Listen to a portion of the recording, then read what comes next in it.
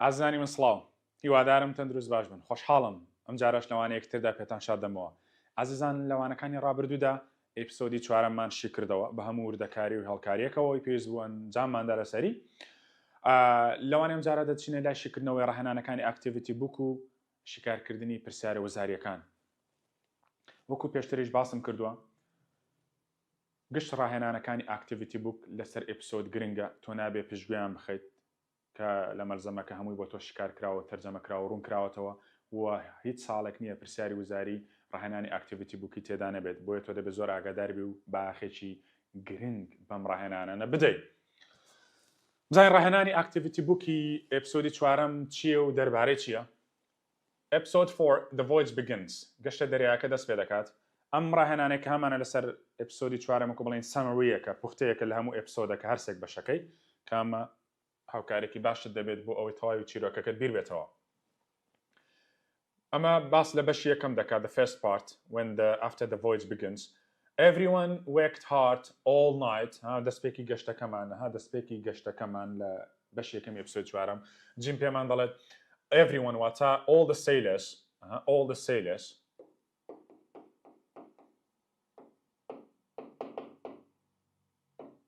worked hard all night لێرەمە کردوتە بۆشایی هەموو دەریاوانەکان بە درێژای شەو بە جددی کاریان کرد بۆچی to get the ship ready to leave Bristol ئەمە گرنگە دەکرێمە بە بۆشایی بێتەوە بڵێ all the sailors worked so hard to بۆشایی to get the ship ready to leave the docks or to leave Bristol so بڵێ to leave the docks یان to leave Bristol early the next morning بۆ ئەوەی ڕۆژی دواتر سەر لە بەیانیەکەی دەست بە گەشتەکە بکەن چونکە ڕۆژی دوات سەر لە بەیانەکە دەست پێ دەکەن نەک بەشەوەکە when the time came واتە کاتی گەشتەکە هات the sailors called for ئەمە گرنگە کە بە بۆشای بێتەوە بانگی چیان کرد بانگی لۆنگ جۆن سیلڤەریان کرد why to sing as they lifted the heavy ship's anchor بۆچی داوای لۆنگ جۆن سیلڤەریان کرد بۆی خواردنیان بۆ بە نەخێر بۆ ئەوەی گۆرانیان بۆ بڵێت ئەو کاتێ ئەوان قولابی یان لەنگەری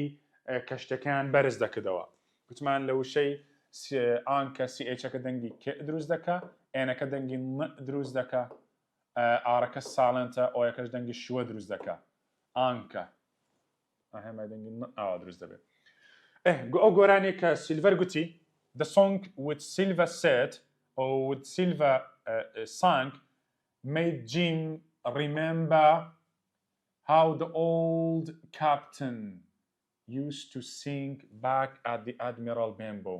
واتە ئەم گۆرانیە چی بیر جیم خستەوە؟ کاپتن بیل یان کاپتنە بە تەمەنەکەی بیری جیم خستەوە کە چۆن بە بەردەوام لە میوانخانەی ئادمیرال بێنبۆ و ئێواران بەدەم شەراب خواردنەوە ئەم گۆرانیە دەگوت. ئەمانە هەمووی گرنگن. هەر لەماوەی گەشتەکە بۆمان دەرکەوت the voyage appeared to go quite well at first. جیم دەڵێ گەشتەکە لە سەرەتادا زۆر بە باشی دەڕۆیشت. The Hispaniola لەماوەی گەشتەکەدا during the voyage شتگەلێک ڕوویاندا شتگەلێکی positive. First, the Hispaniola was a good ship or proved to be a good ship. Hispaniola سەلماندی کە کەشتێکی ناوازەیە. دووەمیان هەر لەماوەی گەشتەکەدا the crew were experienced. دیدەکە بە تێ دەخۆن لە بەرەوەی لەودا دەنگی هاتووە. بۆمان دەرکەوت کە تاقمەکە دەریاوانەکە هەمووی دەریاوانی بە ئەزمون بوون. And the third one, during the voyage, Captain Smollett was experienced and knew how to do his job as a captain. و Captain Smollett بەڕاستی شارەزا بوو و دەیزانی چۆن کارەکەی خۆی ئەنجامدا وەکو کاپتنێک. There was only one man who was a problem. During the voyage, there was only one man who was a problem. And who was that man? It was Mr. Arrow. Mr. Arrow کێشە بوو لەماوەی گەشتەکەدا. But Mr. Arrow ئەم کێشەیە زوو نەجاتیان بوو لەم کێشەیە. Disappeared one dark stormy night نەک day ئەو نایتە نەکا بە day شەوێکی تاریک و گەردەلولاوی لە پڕێک دیار نەما and it seemed that Arrow must have fallen into the sea from one of the sides of the ship ئەمە وا دەردەکەوت کە مستەر ئارۆ بە دڵنیا دەبێت کەوتە بێتە ناو دەریاوە جایان پاڵیان پێوە ناوە یان بەهۆی سەرخۆشیەوە کەوتوتە یان بەهۆی ڕەشەباوە کەوتوتە ناو دەریاوە دەڵێ even though Long John Silver only had one leg, ئێستا باسی Long John Silverمان بۆ دەکات دەڵێ even though هەرچەندە Long John Silver only had one leg and not one hand تەنها یەک قاچێ بوو Silver was able to get around amazingly well دەکرێمە بکاتە بۆ شای although Silver had one leg he was able to go around amazingly well يعني دەیتوانی بەشەیەکی سەر سۆڕهێنەرانە بێت و بچێت لەسەر کەشتێکە Silver was friendly with everyone on board, with all the sailors. Silver لەگەڵ هەموو دەریاوانەکان مامەڵەی شاوڕێیانەی دەکرد, including Jim. تەنانەت بە جیمیشەوە. And Silver often invited the cabin boy. هەمە گرنگە. من زۆر ئاگادار بی. یعنی کاتێک کارکتەرێک بە ناوێکی ترەوە دەناسرێت دەبێ هەموو ئەو ناوانە بزانی کە بۆ وەسفی ئەم کارکتەرە بەکاردێن. یان دەکرێت بە وەسفەکانی بۆ نمونە جیم ئەرکی چی بوو؟ جیم بانگ دەکرا بە هۆکینز بانگ دەکراوە بە کابین بۆی لێرە دەڵێت چی؟ and the cabin boy مەبەستی پێ لە چێیە؟ مەبەستی جیمە واتە جیمی بانگەش دەکرد into his galley بۆ چێشتخانەکەی هەندێک جیم وەرە لەگەڵ سیلڤەر قسە بکە in there واتە in the galley Silver kept his parrot which was called Captain Flint. Captain ناوی پارۆتەکەی ناوی چی بوو؟ ناوی فلینت بوو. ئاگادارمە ناوی سیلڤەر نەبووە. سیلڤەرە بۆ ئێرە نووسیمە بۆ هیەکە. واتە پارۆتەکەی سیلڤەر ناوی Captain Flint بوو. And this bird and this parrot used to keep repeating the words بۆ شای. ئەمانە دەکرێت بکاتە بۆ شای. چ وشەیەکی بە بەردەوامی دەگوتەوە. Pieces of eight, نەک Captain Flint. سیلڤەر بڕوونی کردەوە بۆ جیم گوتی دەزانی ئەم تووتیە پیرە بۆ چی دەڵێت pieces of eight. Silver explained that the parrot ئەمە ئای کورتە لەبەرەوەی ئارەکە دەخوێندرێتەوە ئەمە شوەیە that the parrot had learned ئاگادار بە learned چ بڵێ learned learned یەک شتە ئاگادار بە هەندێک فرمان هەیە کە لە پشتەوەی کتابەکەش ئاماژە پێکراوە ئازان وەکو smell وەکو spell وەکو dream وەکو learn ئەمانە بە هەردوو شێوە دەکرێنە شێوەی دووەم سێم هەم بە ئیدی هەم بە شاس دەکرێت بڵێ learned learned دەکرێت بڵێ smelled smelt دەکرێت بڵێ spelled spelt دەکرێت بڵێ dreamed dreamt باشە بەڵام ئەگە بە تی بێ دەبێتە dreamt یعنی ئەم چوار وشانە ئەم چوار فرمانانە بە هەردوو شێوە دەکرێنە شێوەی دووەم سێم هەم بە ئیدی هەم بە شاس these words واتە ئەم وشانەی دووبارە دەکردەوە لەکوێ ئەم وشانە فێر بووە when a huge بۆشای treasure of these coins کام کۆینانە ئەم جۆرە دراوانە کە پێیان وێت pieces of eight had been pulled up from the seabed لە بنی دەریاوە کاتێک ئەم جۆرە دراوانە لە بنی دەریاوە دەرهێنراون بۆ سەر ڕووی کەشتەکەی کاپتن فلینت کاپتن سمۆڵەت لێ بۆ بەردەوام دەریاوانەکان گوتیانە ئەوە the pieces of eight تر ئەوە فەردێک pieces of eight تر هەر گوتیانە pieces of eight ئەڵێن پارۆتەکە وەکو بازاڕی هەزاری دووەزاری لاتۆ لەسەری ڕیکۆرد بۆ بەردەوام دەڵێ 1000 pieces of eight ئابەم شێوەیە ئەمە دەربارەی ئەم پوختە گرنگەی تەواوی کو بڵێن ئەم بەشی یەکەمی ئەپیسۆدەکەمان کە بڵێن ئەمە پوختەی زیاتر بەشی یەکەمی ئەپیسۆدەکەیە ڕاهێنانی بی ئەمانە کە پێشتر بۆ هەڵبژاردن هاتۆتەوە ئەمە زۆر گرنگە بڵێن سێ هەڵبژاردن دروستکراوە دەکرێت چوارەمیش دروست بکرێت یەکەمیان دەڵێت خۆی بەشی بی دەڵێت complete these statements about episode 4 section 2 and section 3 بەشی سەرەوە سەمارێکە گوتمان دەربارەی section 1 بوو ئەم ڕاهێنانە دەربارەی sectionی 2 سێە واتە بەشی دووەم و سێمی ئەپیسۆدەکەمانە وەڵامی ڕاست دەڵێ هەڵبژێرە یەکەمیان Jim Hawkins climbed ها گوتمان بیەکە ساڵن ئەمەش بە دەنگی دێتە خوێندرێتەوە climbed into the barrel on deck Jim ئەمە کیوەردەکە چییە؟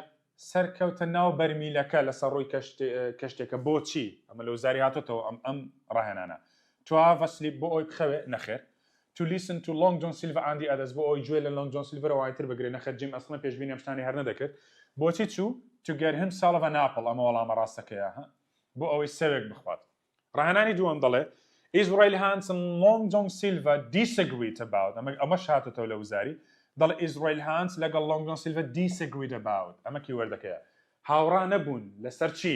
یەکەمیان the idea of taking the treasure from the squire and the others لە بیرۆکەی ئەوەی کە ئایا گەنجینەکە لە ئەوان بستێنیان نەخێر لەوە هەردووشیان هاوڕابوون هەردووشیان دەیانویست گەنجینەکە لە ئەوان بستێنن. B. When to take the sheep from the square and the others. ئەمە وەڵامە ڕاستەکەیە. کەی کەشتێکە لە کوێخاو ئەوانی تر بستێن ها ئیزرائیل هانز گوتی کەی بەنیازی شتێ بکەین هێرشیان بکەینە سەر من خواردن ئەوانم دەوێت سیلڤەر گوتی کاکە پەلە مەکە جارێ هێرشیان ناکەینە سەر کەشتەکان لێ ناسین نەگەلێ شەمسی نازانین چۆن کەشتێک ئاراستە بکەین وەی نازانین کەشتێکە چۆن بە چ ئاراستەیەکدا ببین لەوە ناڕازی بوون. C. Whether to kill the squire and the others afterward. whether واتە F. ڕازی نەبوون لەسەرەوەی ئایا سیلڤەر سکوار ئەوانە بکوژن یانە نەخێر لەسەرەوە نەبوو یعنی لەوە سیلڤەر چی گوت بە ئیزرائیل هاوڕا بوو چ لە دوورگەکە جیان بەڵێن چ بیان کوژن ئەوە سیلڤەر دواتر گوتی من پێم باشە بیان کوژن ئیزرائیلیشەوەی دەویست هەر ئیزرائیل هەر نەک پێشەوە خواخوای بوو پێشتریش هێرشیان بکەنە سەر و پێشەوەی دەست بکەن بە دۆزینەوەی گەنجینەکە هێرشیان بکەنە سەر و بیان کوژن.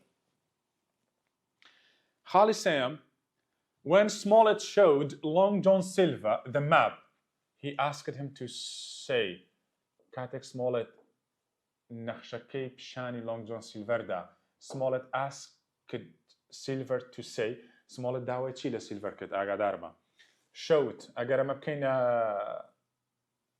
بکەرنادار دەڵێن چی ئەمە subjectە ئەمە verبە ئەمە objecti یەکەمە ئەمە objecti دووەمە ها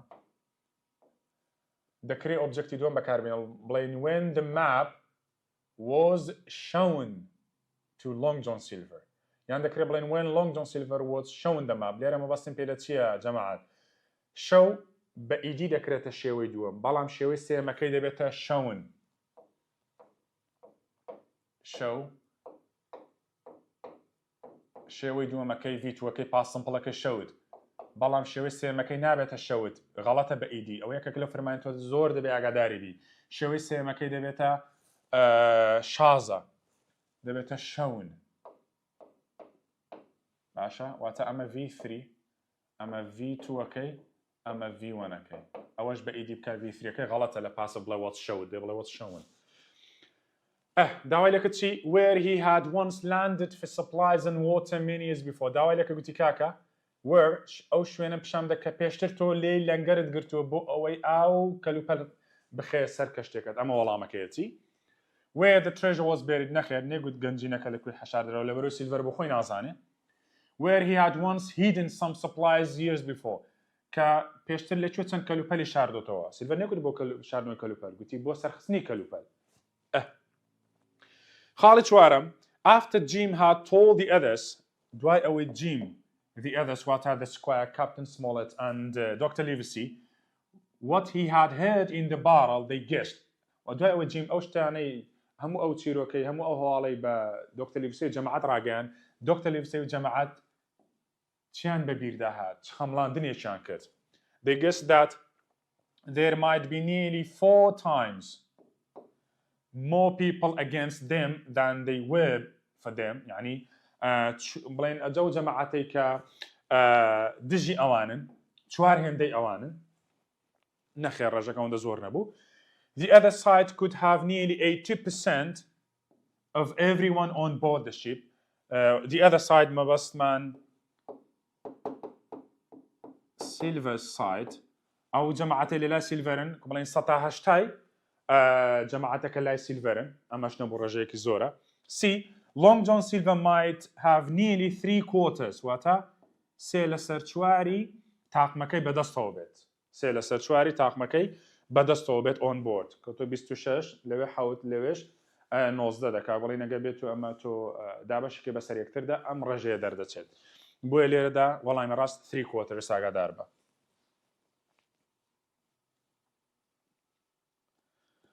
خاڵی پێنجم Captain Smollett said that they should attack the pirates ئەمە لە وزاریاتەوە Captain Smollett گوتی کە پێویستە ئەوان هێرش بکەنە سەر چەتەکان the pirates واتە Silvers and the others کەی and then turn back to England و دواتر بگەڕێنە بۆ ئینگڵند نەخێر گوتی ئەمە دەبێت بەردەوام بین ناتوانین ئێستا هێرش بکەین only when they had found which sailors were for the pirates and which were not تەنها کاتێک بۆیان دەرکەوت کام لە دەریاوانەکان were for the pirates لای چەتەکانن و کامیان نا وتی کاکە ئێمە دەبێت هێرشیان بکەینە سەر دوای ئەوەی بۆمان دەرکەوت چێ لەگەڵ ئێمە و چێ لەگەڵ ئێمە نییە ئەو after we know our men دوای ئەوەی پیاوەکانی خۆمان دەناسین ئەوە دەشتوانێت بڵێ when they least expected دەکرێت ئەمەش بە وەڵام دابدرێت only after they had found the treasure یەکسەر دوای ئەوەی تەنها دوای ئەوەی کە گەنجینەکەیان دۆزیون نەخێر ئێمە پێش ئەوەی گەنجینەکە بدۆزینەوە کاتمان هەیە دەبێت پیاوەکانی خۆمان بناسین کە پیاوەکانی خۆمان ناسی اینجا هێرش دەکەین باسی گەنجینەکەی نەکە دوای گەنجینەکە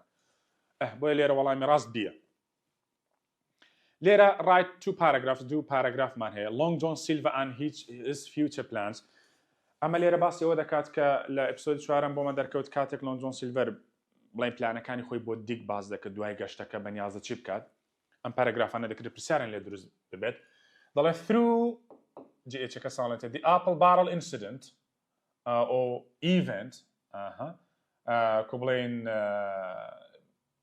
یان accident لە ڕێگەی ئەو حاڵەتەی ئەو ئیڤنتەی کە لە ئاپڵ باڕەڵەکە ڕوویدا ئەوەی جیم بەرگوێ کەوت we discover that بۆشای Long John Silver is really a pirate ئەمە گرنگە لەو ئیحداسێکە لە سندوقی بڵین بەرمیلی سێوەکە ڕوویدا بۆمان دەرکەوت کە Long John Silver لە ئەساسدا چییە بەڕاستی a pirate چەتەیە and یەک حاڵ یەکەم ئەمەمان بۆ دەرکەوت Long John Silver چەتەیە and دووەمیان Long John Silver was the one who looked after supplies for Flint ئەمە دەکرێت دوکی بە بۆشای بێتەوە و Long John Silver لە سەردەمی فلینتدا ئیشی چ بوو چاودێری کەلوپەلەکانی دەکرد بۆ فلینت ئەمانە گرنگن by talking to young Dick لە ڕێگەی قسەکردنی بۆ دیکی گەنج he مەبەستمان پێ لە چێ Silver is persuading Dick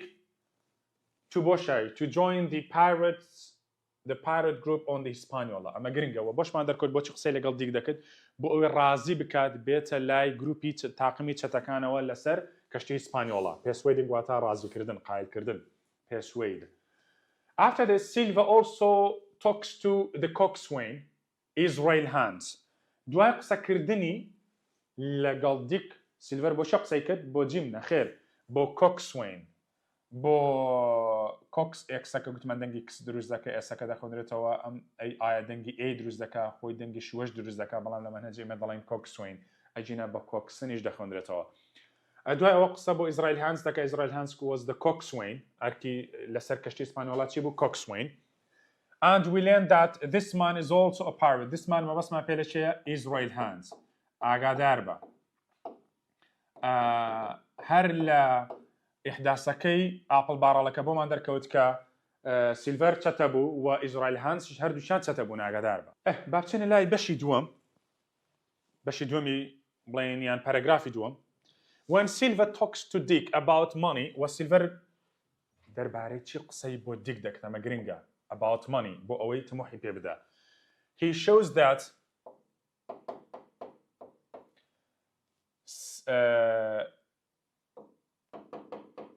Silver is بۆشای different from the other men, from the other pirates. ئەمە لە امتحان دەکرێت بێتەوە بڵێ like Silver talked to Dick about money to show that بۆچی قسەی بۆ دیک دەکرد دەربارەی پارە بۆ ئەوی پیشانی بدات کە سیلڤەر جیاوازە لە پیاوەکانی تر چۆن جیاوازە because ئەمە وەڵامەکەتی why is Silver different from the other men because he saves money whereas دەڵێن ئەمە بەزێ دەخوێنرێت whereas while the others quickly spend all theirs ئەمە گرنگە چۆن خۆی جیاواز پیشان دەدا لە دەریاوانەکانی تر ئەمە وەڵامەکەیت لەبەرەوەی سیلڤەر هەموو پارەکەی خۆی پاشەکەوت دەکرد بەڵام دەریاوانەکانی ترەوە لە کاتێکدا دەریاوانەکانی تر هەمویان سەرف دەکرد لە کەیف و سەفا from this لەمەوە we realize that Silver is much more clever than the others. زۆر زیرەکترە لەوەکانی تر ها سێرکەم پلەی بەراورد دەگوتمان کلێڤە بە هەردوو شێوە دەکرێت بە مۆڕ بکرێ یان دەکرێت ئاواژ بکرێت بڵێ much cleverer بە ئاڕش بکرێت بەڵام گوتمان ئەگەر لە پێش پلەی بەراورد دەکەم مەچ و ئەبیت و فار و ئەلیتڵ و ئەڵۆت و ئەمانە هاتن نابێ ئاڵناوەکەت سادە بدەبێت لە پلەی بەراورد بجابیان بە ئار یان بە پێشگر and with his money Silver plans to live so quietly with his wife for the rest of his life. و بۆ پارێک کە ئەو دەستی دەکەوێت لە فرۆشتنی میوانخانەکە و لە دۆزینەوەی گەنجینەکە کە پلانی بۆ دەناوە سیلڤەر بۆ پارێک کە دەستی دەکەوێت پلان دادەنێت بۆ تەواوی ژیانی ئەو چەند ساڵێک کە تەمەنی ماوە خۆی ئێستا لەمەوە گەشتەکە گوتمان تەمەنی 50 ساڵە ئەو چەند ساڵێک کە ماوێتی دەهەوێت ئەم چەند ساڵە بە ئارامی بژی لەگەڵ خێزانی لە شوێنێکی دوور لە بریستۆڵ. ئەمەش دەربارەی ئەم ڕاهێنانە. بچێنێت لای چەند نمونەیەکی ڕێزمانی نمونەیەکی وزاری عفوان چەند پرسارێکی وزاری. Jim discovered Long John Silver's future plan. کیوەردەکە چیە؟ discovered Long John Silver's future plan when he ئەمە 2015 سامپڵاتەوە. جیم کەی پلانی داهاتووی لۆنگ جۆن سیلڤەری بۆ دەرکەوت when he was in the galley کاتێک لە چێشتخانەکە بوو نەخێت لە چێشتخانەکە سیلڤەر باسی پلانی خۆی بۆ نەدەکرد. when he was hiding in the apple barrel کاتێک جیم خۆی شاردبووە لە ناو بەرمیلی سێوەکە بەڵێ هەموو دەستەکەی سیلڤەری کەشف کرد. when he visited the stockade کاتێک سەردانی سەنگەرەکەی کرد ئەمە لە ئێپسۆدەکانی دواتر ڕوودەدا نەک لەم ئێپسۆدە نیمانە و شێ ستۆکەیدمان هەر نەبووە تا ئێستا. when thought a new plan to go and find the boat. When he thought a new plan کاتێک جیم بڵێن بیری لە پلانێکی تر کردەوە بۆ ئەوی بڕوات و بەلەمەکە بدۆزێتەوە. کام بەلەم؟ ئەمەوشێ بەلەممان نەبوو بەس شیپمان هەبوو ئەمە لە ئێپسۆدەکانی تر باسی بەلەمەکەی بێنگەن دەکەین. When Flint was the captain کاتێک فلینت کاپتن بوو لە سەردەمی فلینت ئەمە گرنگە بزانین چ ڕووی داوە. The one-legged man چه بڵێ the one-legged man چه بڵێ Silver چه بڵێ the ship's cook. ئەدی سیلڤەر ئەرکی چی بوو؟ was looking after the supplies what the a shipmate آخر shipmate چیە بۆ دیارنی was a coxswain نەخێر و a gunner نەخێر ئەمانە کەسی تر بوون کەوایە سیلڤەر لەو سەردەمەدا چاودێری کەلوپەلەکانی دەکرد. When Long John Silver started to sing on board the Hispaniola کاتێک Long John Silver دەستی کرد بە گۆرانی گوتن لەسەر ڕووی کەشتی ئیسپانیۆڵا جیم چی بیرکەوتەوە؟ His father and Dr. Livesey نەخێر لەبەرە گۆرانەکە ڕابتی بە باوکی و دکتۆر لیڤسیەوە نەبوو. The apple barrel incident ڕووداوی ناو بەرمیلە سێوەکە نەخێر گۆرانێکە پێش ڕووداوی بەرمیلە سێوەکە بووە. The parrot also sings with them ئەوەی بیرکەوتەوە کاتێک تووتیەکە لەگەڵ ئەوان گۆرانی دەگوت لە ڕابردوو ئەمەش نییە. The Admiral Benbow and Captain Bill دوشتی بیرکەوتەوە میوانخانەی ئادمیرال بێنبۆ و کاپتن بیڵی بیرخستەوە. After Jim had told the others what he had heard in the apple barrel they guessed. دوای ئەوەی جیم ئەو شتەی بە جەماعەت گوت ئەوەی کە بیست بووی لە بەرمیلی سێوەکە they guessed. جەماعەت چیان بە خەیاڵ داهات. ئەمە ڕێک ئەم پرسیارە هی ڕاهێنانەکەیە ڕاهێنانی ئەکتیڤیتی بوو کە گوتمەوانە هاتوونەوە کە وەڵامی A B و C دانرا بوو. There might be honest men on board the ship. دەکرێت هێشتا پیاوی ڕازگۆ هەمن لەسەر ڕووی کەشتێکە. بێنگەن will help them. باسی بێنگەنمان هەن نەبووە لە ئیحداسی لە ڕووداوی ئاپڵ بارۆڵەکە. That Israel Hans will be the captain after Silver. کە Israel Hans دەبێتە کاپتن دوای سیلڤەر. خۆ سیلڤەر ئێستا کاپتن نییە. کەوایە ئەی وەڵامی ڕاستە. لەبەرەی بۆیان دەرکەوت کە هێشتا دەکرێت هەندێک پیاوی ڕازگۆر هەبن جێگەی سیقە بن. None of them. وەڵامی دروست ئەی. پێنجەمێن هەر دووبارەی یەکەمە دووبارە کراوەتەوە. سیرکەن پرسیاری شەشەم دووبارە بۆ تۆ پێشتری شاتەوە لە 2015. خاڵی حوتم Jim started to know Long John Silver and see him at work. Jim started keywordەکە دەستی کرد بە ناسینی Long John Silver و ئەوی دەبینی لەسەر کار. During the voyage while they were at the Admiral Benbow ئەو کاتی ئەوان لە Admiral Benbow بوون نەخێر سیلڤەر هەر لە Admiral Benbow نەبووە. Addy Hall سیلڤەر هەر لە هۆڵەکە نەبووە. In Bristol لە Bristol بووە بەڵام لە Bristol جیم بە باشی سیلڤەری نەدەناسی هەر گومانی لێ هەبوو کەوا during the voyage سیلڤەری ناسی و and see him at work ئەو وەرکە ئیشکال بۆ دروست نەکا خۆی لە میوانخانەکەش ئیشی دەکرد بەڵام at work on board the Hispaniola لەسەر ڕووی کەشتێکەیە وا لە میوانخانە لە چێشتخانەکەشی. Captain Smollett said Captain Smollett گوتی چی گوتمانە کاتێک ڕستەیەکت بینی لە نێوان یەک quotation mark یان دوو quotation mark یان دوو quotation mark ئەوە دەیبزانی وتەی کەسێکە. Captain Smollett گوتی we must go on بۆچی because we couldn't turn back ناتوانین بگەڕێینەوە. If I told them to turn back ئەگەر پێیان بڵێم بگەڕێنەوە هەر لە شکنەوە ڕێک ئاماژەم پێک لێرە بۆ شێواتەوە Silver would kill Jim Hawkins. Silver بەتایبەت Jim Hawkins دەکوژێت. نەخێر بۆ لەبەرەوە بڵێ Jim تۆ ڕێنێنە کە تاشکرا کردووە نەخێر باسیەوەی نەکرد. Dr. Livesey and the squire would be angry. Dr. Livesey و squire تووڕە دەبن ئەگەر ئێمە بگەڕێینەوە نەخێر. The pirates would attack them immediately. ئەمە هۆکارێک گوتی کاکە یەک لە پێشنیارە گوتی ئێمە دەیە بەردەوام بین ناتوانین بگەڕێین ئەگەر بەوان بڵێن با بگەڕێینەوە یەکسەر دەزانین ئێمە دەستی ئەوان بەنهێنێکی ئەوان مازانی و بۆ هێرشمان دەکەنە سەر و دەمان کوژن بۆیە دەمێ ئێمە بەردەوام بین. Israel Hands would kill one of the honest men. Israel Hands یەکێک لە پیاوە ڕازگۆیەکان دەکوژێت. ئەمەش باس نەکراوە لە پێشنیارەکەی Captain Smollett. The new copy, keywordەکە چی new copy of the map was contained. Was contained in the contained every detail. هەموو معلوماتێکی تێدا بوو apart from except for جگە لە the red crosses تەواوە ئەمە تێدا نەبوو زانین وەڵامی ڕاستترین هەیە the red crosses and the written notes ڕاست و ڕاستترین هەیە خۆی ئەمەش ڕاستە بەڵام ڕاستترینەکە چێ دووشتی تێدا نەبوو زەربە سوورەکان لەگەڵ تێبینیەکانی پشتەوەی نەخشەکەی تێدا نەبوو the name of the hill سەمانەی تێدا بوو ئاگادار بە the red crosses the latitude and longitude the red crossەکەی تێدا نەبوو بەڵام هێڵی درێژی پانیشی تێدا بوو بۆیە وەڵامی دروست بی ئەمە دووبارە جارێکتر Jim climbed into the barrel ئەمەش لە ڕاهێنانی ئەکتیڤیتی بوو کاتەوە Jim climbed into the barrel Jim سەرکەوتە ناو بەرمیلیسیەوە کە بۆچی to have a sleep نەخێر to listen to Long John Silver and the others نەخێر to get himself an apple to eat بەڵێ sorry to clean the galley بۆ ئەوەی چێشتخانەکە پاک بکاتەوە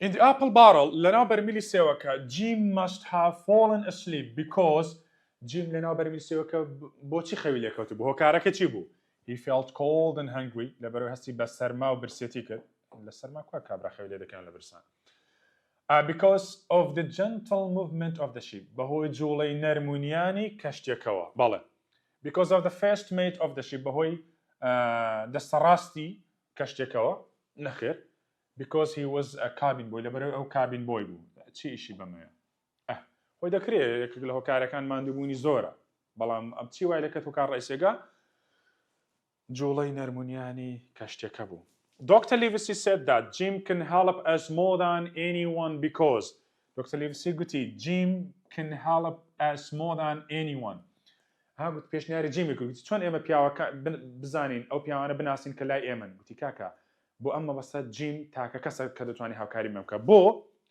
because Jim succeeded in cutting the anchor rope لەبەرەوەی جیم سەرکەوتوو بووە لە بڕینی پەتی لەنگەرەکە ئەمە دواتر لە ئێپسۆدەکانی دواتر ڕۆدا باسی anchor ropeمان هەر نەبووە B.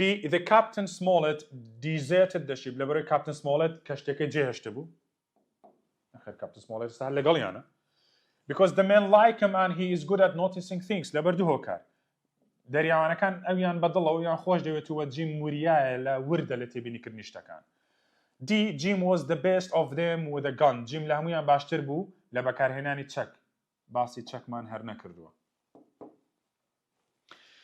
ڕاهێنانی سێنزە پرسیاری سێنزە دەڵێ according to Long John Silver's plan he would ئەمە گرنگە according to زۆر ئاگاداربی بەپێی پلانەکەی سیلڤەر چ دەکات if he finally found the treasure ئەگەر لە کۆتاییدا گەنجینەکەی دۆزیەوە سیلڤەر چی دەکرد ها لە بەشی دووەم kill the men all and share the bad news هەموو پیاوەکان دەکوژێ و هەواڵە خراپەکە ڕادەگەێنێ نەخێر هەواڵە خراپەکە پێشتر ڕاگەێن دواتر ڕادەگەێنرێ و ئیشی چییە ئیشی جیمە leave the men on the island or kill them یانەوەتە پیاوەکان لەسەر دوورگەکە جێ دەڵێیان دەیان کوژێت وایە ئێستاکە ساڵنتە give the map and the black spot هەم نەخشەکە و هەم black spotەکە ڕادەست دەکات ئەم black spotە کەسێکتر ڕادەسی دەکەوە پێشتر ڕادەست کراوە چونکە دواتر دەردەکەوێتەوە لە ئێپسۆدەکان D. Sing a song and lift the anchor گۆرانی دەڵێت و ئانکەرەکە بەرز دەکات دوای ئەوەی گەنجینەکەی دۆزیەوە نەخێر ئەمەشیانێ وەڵامی ڕاستترین بیە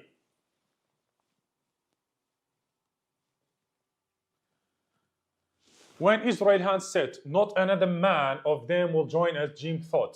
کاتێک Israel Hands گوتی هیچ پیاوێکتر لە دەریاوانەکان پەیوەندی بە ئێمەوە ناکات جیم چی بە خەیاڵدا هاتە ئەمانە گرنگن they would attack them immediately بۆی دەرکەوتکەوان تەواو مادام کەس جۆینیان نەکەکەوە دەست بە جێهێرشمان دەکەنە سەر نەخێر سیلڤەر گوتی نابێ هێرشیان بکەینە سەر he didn't trust the crew. جیم بۆی دەرکەوت کە هیچ جیم ئەوەی بۆ دەرکەوت کە پێویستە هیچ سیقە بە تاقمەکە نەکات نەخێر. he wanted to drink some rum. جیم پێی وابوو کە ئیزرائیل دەیەوێت هەندێک شەراب بخواتەوە. جیم بۆی دەرکەوت that there must still be honest men on board. نەخێر جیم بۆی دەرکەوت کە هێشتا دەکرێت پیاوی تر هەبن کە جێگەی سیقە بن. ئەمە وەڵامە ڕاستەکەیە. Jim didn't tell every detail of the voyage. جیم هەموو وردەکاریەکی گەشتە دەریاکەی بە ئێمە نەگوت. But said that بەڵام گوتی کە their ship proved to be a good ship. ئەمە یەکێک لە هەواڵە خۆشەکان بوو. گوتی کە کەشتێکە سەلماندی کەشتێکی ناوازەیە. لێرە بی دەڵێ both A and C تا ئێستا A ڕاستە بزانین C ڕاستە. The crew were experienced sailors. بەڵێ ئەمەشیان تەواوە. D. Silver was not a good cook. Silver چێشتنەرێکی باش نەبوو نەخێر باسی ئەوە هەر نەکراوە وەڵامی دروست بی. ئەگەر بۆ هات بە goodbye. Captain Smollett who knew how to do his job ئەو کاتە بیگوت بە all of them هەمویان ڕاست دەبوو. خاڵی 16 when Mr. Arrow started to act like a man who was drunk. کاتێک Mr. Arrow وەکو پیاوێکی سەرخۆش دەردەکەوت. هەدوای ئەوەی دووەم شتی خراپی Mr. Arrow بوو کە وەکو پیاوێک سەرخۆش مامەڵێ دەکرد چیان بەسەر هێنا. No one knew where he could be getting the drinks. کەس نەیدەزانی دەبێت ئەو شەرابەی ئەو خواردنەوەی لەکوێ دەستکەوێت. ئەمە یەکێکە ئەمە وەڵامە تا ئێستا. They sent him home because he could not work properly. ئەمە لێرە وەڵامە غەڵەتەکە لێرە. ئەویان ناردەوە ماڵەوە لەبەرەوەی نەیدەتوانی کارەکەی بە باشی ئەنجام بدا. لێرە دەتوانێت بڵێ they sent him down the ship or downstairs. یاخود down the deck. ئەگەر ئاوە هاتبایەوە ئەو کاتە بیش ڕاست دەبوو بەڵام ئەو غەڵەتی کردووە غەڵەتەکە لێ دروست بووە. Captain Smollett said that he would kill Silver. Captain Smollett گوتی هەبێ و نەبێت ئەم Mr. Arrow Silver دەکوژێت. نەخێر ئەمە شتی وامان هەر نەبووە. خۆی Mr. Arrow لەگەڵ Silver زۆر هاوڕێ بوون و بۆمان دەرکەوت کە Silver ئەم شەرابەی پێداوە. The squire confused that he was wrong and Smollett was right. Squire سەری لێ شێوا بوو بەوەی کە ئەو هەڵە بووە و Silver Smollett جێگەی بڵێن ڕاست بووە لە پێشبینەکەی نەخێر ئەمە دواتر دوای بستنی هەواڵەکە کاپتن بڵێن سکوار ئەمەی بۆ دەردەکەوێت نەک پێش کەوا وەڵامی دروست ئەی.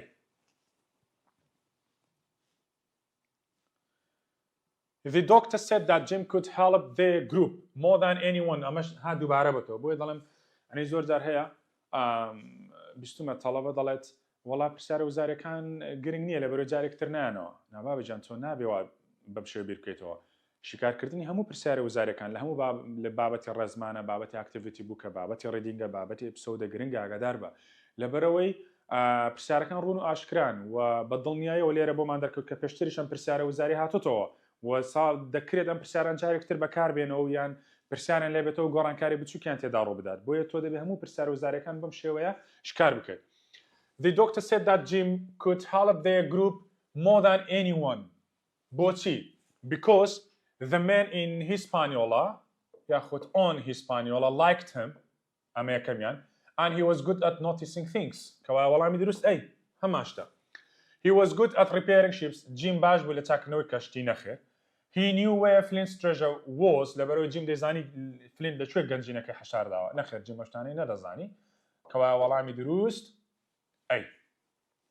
خۆی جیم دەیزانی بەڵام ڕاستترین وەڵامەیە بەڵام بە دەقیقی نەیدەزانی لە شوێنێکی دوورگەکەیە. خاڵی 18 سیرکەن کە لە شیکردنەوەکەش ڕوونم کردەوە. I put myself under your orders. ئەمە قسەی چێە ئاگادار بە و مانای چییە؟ We learn from this that لەم وتەیە بۆمان دەردەکەوێت کە ها من خۆم لەمە دووە لەژێر فەرماین تۆ ئیش دەکەم.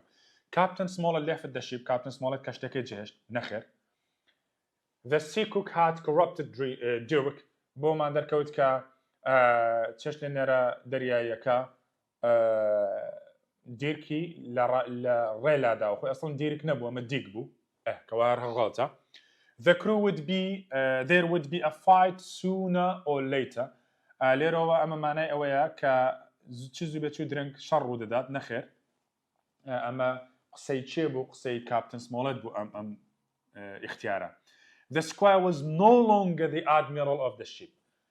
ئەمە لێرە بۆمان دەرەکەوێت کە سکوار چیتر وەکو ئادمیرۆڵی کەشتێکە مامەڵە ناکات کەوا لێرە ئەمە بە وەڵامی ڕاستدانراوە بۆی ئەمەش لە تێکستەکە بەم شێوەیە کە دەڵێ من لەژێر فەرمانی تۆ ئیش دەکەم کەوا دەبێت کاپتن ئێستا بڕیار بدا لەسەر کەشتێکە چی بکەن و چی نەکەن یعنی سکوار وەکو کەسێکی ئاسایی لێ هاتووەتەوە. خاڵی 19 دەڵێت یان پرسیاری 19 کە 2019 خولی جۆماتەوە جیم realized جیم بۆی دەرکەوت while he was hiding inside the apple barrel. جیم بۆی دەرکەوت ئەمە گرنگە بەڵام دەبزانین لەکوێ چی بۆ دەرکەوت لە ناو بەرمیلی سێوکە چی بۆ دەرکەوت. سیلڤەس کلین گالی درکی بە پاک و خاوێنی چێشخانەکەی سیلڤەر کرد نەخێر. How Mr. Arrow was killed چۆن مستەر ئارۆ کوژرا بەڵێ گوتی ئەمە هەبێونە بێ ئیشی سیلڤەرە. سی دەڵێ بیوسی بیوسی خۆی لێرەدا بیوسی آخر چی بیوسی ینی لێرەدا وەڵامی دروست بەس بیەوە نیە. That Israel Hands was Flint's first mate. بۆی دەرکەوت کە ئیزرائیل هانس دەستە ڕاستی فلنت بووە نەخێر ئەمە من بۆ دەرنەکەوت کەوایە وەڵامە ڕاستەکە خۆی دەکرێت بڵێن سی وەڵامی ڕاستە و بیش وەڵامی ڕاستە مەسەمە بۆ شێوێ بۆ دانراوە گرنگەوەیە وەڵامە ڕاستەکە بیە بەڵام لێرە لەبەرەوە دەڵێ بیوسی ئاکەوەک ینی خۆی سی هیچی تێدا نییە کەوای هەربی وەڵامە ڕاستەکە.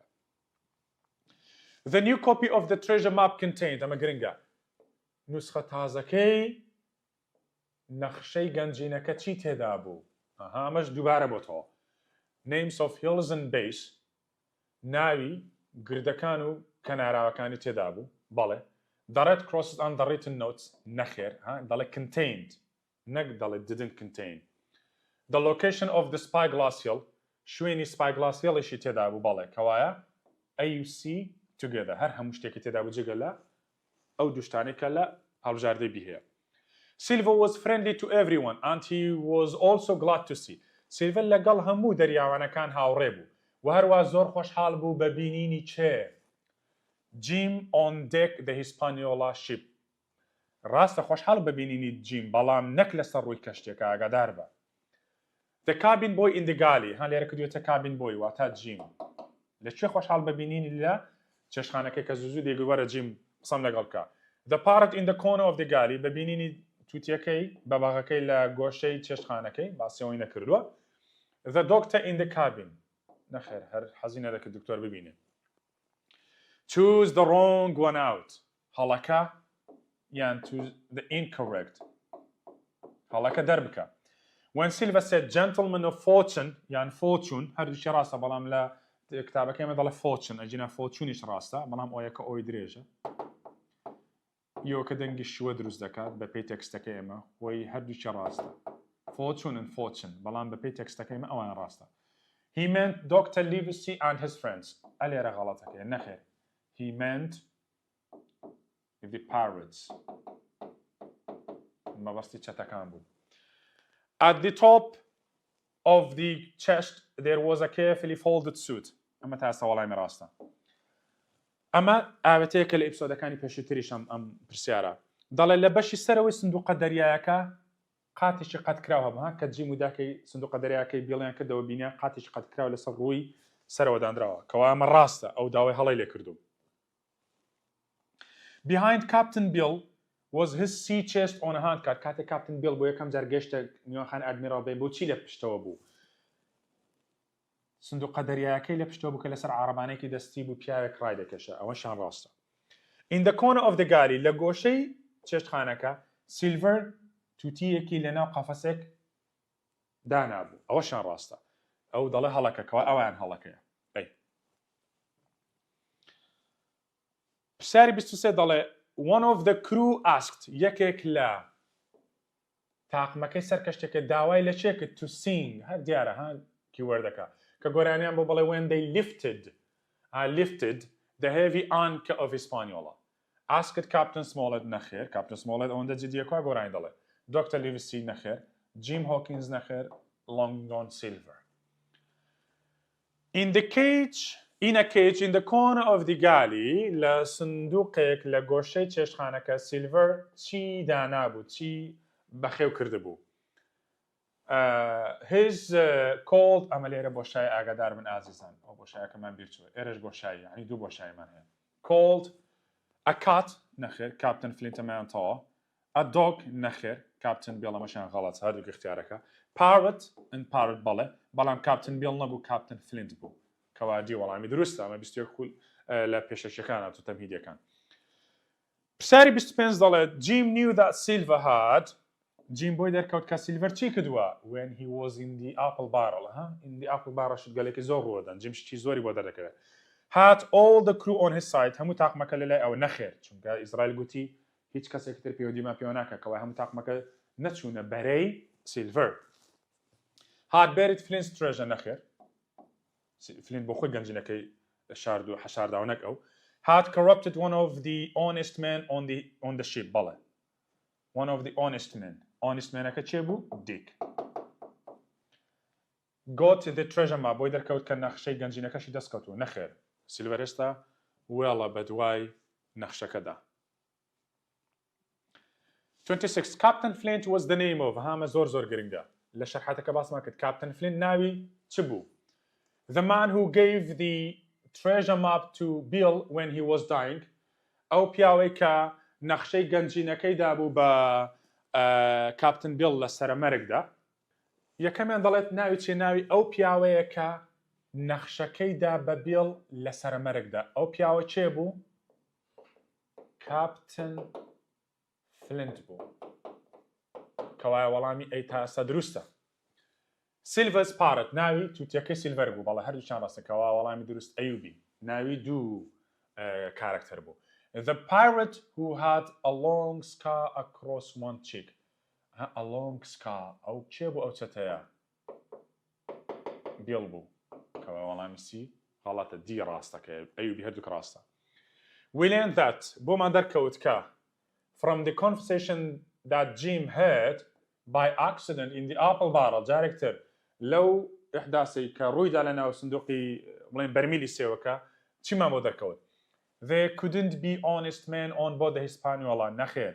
There could be. Not couldn't. چونکە إسرائيل هانز قلتي no, not another man of them join us or would join us. جيم بوي دركوت دكرين دك هشتا في أيتر هبن جاكسي قبل. Silver was an honest man. نخير بومان دركوت Silver was a dishonest. Was a dishonest. Dishonest man. How Mr. Arrow had got the drink that killed him. بۆ من دەرکەوت کە چۆن Mr. Arrow ئەو شەرابەی دەستکەوت کە بووە هۆی لەناوبردننی. Dirk was the youngest man on the ship. نەخێر دیرک نا ئەگە لێرە بیگوتبایە دیک ئەوە ڕاست دەبوو was the youngest man. پرسیاری 28 The sailors pushed the capstan bars hard too.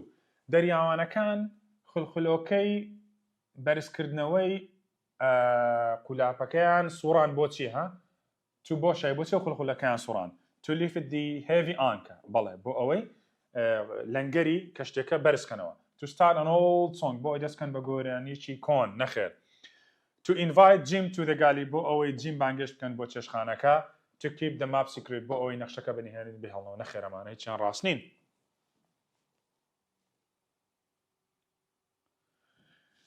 the ship's officer گوتمان the ship's officer چ بڵێ the ship's officer چ بڵێ the first mate چ بڵێ Captain Smollett's first mate ئەمە مەبەستمە Mr. Arrow Mr. Arrow چییە was not able to choose the crew by himself نەخێر ئەمە Captain Smollett بوو نەیتوانی خۆی تاقمەکە بژێرێ was able to control over the crew نەخێر wasn't able ئەگەن لێرە نۆتە بە ئەو کاتە بیڕاست دەبوو was worse than the captain of the Hispaniola had feared بەڵێ ئەمە یەکە گەلۆشتە خراپانەی کە Mr. Arrow زۆر خراپتر بوو لەوەی کە Captain Smollett the captain of the Hispaniola مەبەستمان پێ لە چێیە کە Smollett پێشبینی کردبوو کەوا وەڵامی دروست چی دەڵێت دی مادەم وەڵامی ڕست تێدا دیش بۆ دەرەوە At first, Silver was very excited when Captain Smollett showed him the map. لە سەرەتادا سیلڤەری داما و زۆر دڵخۆش بوو کاتێک Captain Smollett نەخشەکەی پیشاندا But then he was disappointed. بەڵام دواتر نائومێد بوو Why?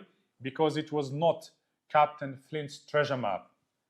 ئەمەیان وەڵامی ڕاستە چ بڵێ because it was not the real map or Captain Flint's real map بەڵێ because there were only red crosses and written notes on the map نەخێر دەڵێ لەبەرەوەی تەنها زەربە سوورەکە و تێبینیەکان هەبوون نەخێر لەبەرەوەی ئەو دوانەی لەسەر نەبوون because there weren't the red crosses ئەگەر بیگوت با they weren't بە نۆت داینابا ڕاست دەبوو.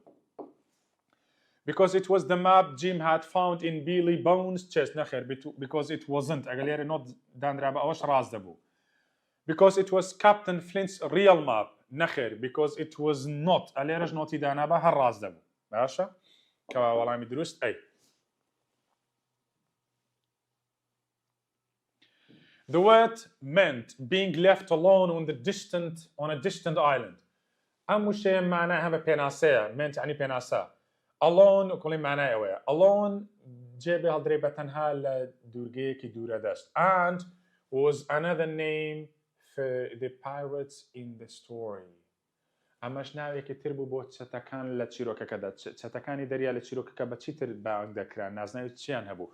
خۆی بەشی یەکەم بۆ ئیپسۆدەکانی دواترە بەشی دووەم بۆ ئەو ئیپسۆدەیە کە تازەشی ماکردوتە بۆ ئیپسۆدی چوارەم.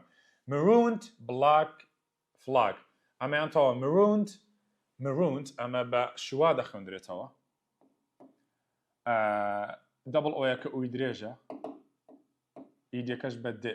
marooned واتە جێهێڵدران کاتێک کەسێک جێ دەهێڵی لە ناوچەیەکی دوورە دەزواتە to be stranded کەسێک لە دوورگەیەک لە شوێنێکی دوورە دەست جێ دەهێڵی بە تەنها. بەشی یەکەم ڕاستە بەڵام بەشی دووەم غەڵەتە. deposed لە کارلادران deposed نەخێر ئەمەشیان نییە ئەمەشیان هەردووچیان غەڵەتن کۆکسوین واتە ئاراستەکەری کەشتی. marooned gentleman of fortune بەڵێ وەچەتەکانی دەریا بەمەش بانگ دەگرن gentleman of fortune یان fortune کەوا هەمویان ڕاست نین. Jim felt worried about his friend's situation. من جیم نیگەران بوو دەربارەی بارودۆخی هاوڕەکانی بەهۆی نایەکسانی ڕێژەی دەریاوانەکان چەند لای ئەوان بوون چەند لای سیلڤەر بوون. said that there were only تەنها men against other sailors who they did not trust on board the Hispaniola. گوتمان 26 بوون. چەندیان لای دکتۆر سکواروانم و چەندیان لای سیلڤەر بوون. حەوت بە 19. 7 against 19. نەک 427. ئەمە لە سەرەتادا بخۆی 27 بوون. 726 نەخێر 26ەکە خۆی هەمویان 26 بوون. ئەمەیان تەوا بەڵام ئەمە غەڵەتە. 3 against 7. نەخێر. Silva told his royal hands that he wanted to put off the mutiny for so long because سیلڤەر گوتی کاکە یاخیبوونەکەمان جارێ دوا دەخەین. To put off یعنی دواخستن the mutiny بۆ ماوەیەکی دوورتر بۆ because he wanted to wait to have the treasure on board. لەبەر گوتی کاکە ڕادەوەسین تاوەکو گەنجینەکە دۆدۆزین و دەیخینە سەر ڕووی کەشتێکە هەردووچیان کەوایە تا ئێستامە ڕاستە. Because Captain Smollett was not an excellent sailor for sailing the ship. نەخێر because Captain Smollett was ئەمەش دەکرێت بە هۆکاردانێت لەبەر گوتی کاکە بێبێ Captain Smollett هیچمان بۆ ناکرێت لێرە ئەو نۆتە ئیشکالی دروست کردووە. Because the pirates did not know how to sail the ship. نەخێر ئەمە هۆکار نییە چەتەکان دەیانزانی چۆن کەشتێکە لێ بخڕن بە دێرە بەڵام نازانین بە چه ئاراستەیەکدا بڕۆن ئەوە مشکلەکە بوو. Because he knew the exact location of the map and the treasure. نەخێر because he did not know ئەگەر بیگوت بە he did not know ئەمەش ڕاست دەبوو. تیکاکە ئێستا مێرشان بکەینە سەر من نازانم نەخشەکە لەکوێیە لە لای سکوار و ئەمانەیە ئەوان شاردیاوە من نازانم لەکوێیە و هەروەها شوێنی گەنجینەکەش نازانم من چۆن هێرشام کەمە سەر کە وەڵامی دروست ئەی پرسیارێکی جوان ئاگادار بە. پرسیاری 34 و کۆتاییەکەم ساڵ لە تەمهیدیەکان هاتووەتەوە. had no control over the crew. هیچ دەسەڵاتی بەسەر تاقمەکەدا نەبوو. هەم پرسیار ئاسان هاتووەتەوە. ئەو کەسەکیە کاپتن سمۆڵێت کەسێکی جدی بوو لۆنگ جۆن سیلڤەر هەمویانی کۆنتڕۆڵ کرده بوو بە قسە ڕەونەقدارەکانی و بە زمان لە لووسەکەی وەکو بڵێین مستەر ئارۆ لە مستەر ترۆڵۆنی نەبوو کەوایە مستەر ئارۆ هیچ دەسەڵاتی نەمابوو بەسەر تاقمەکەدا.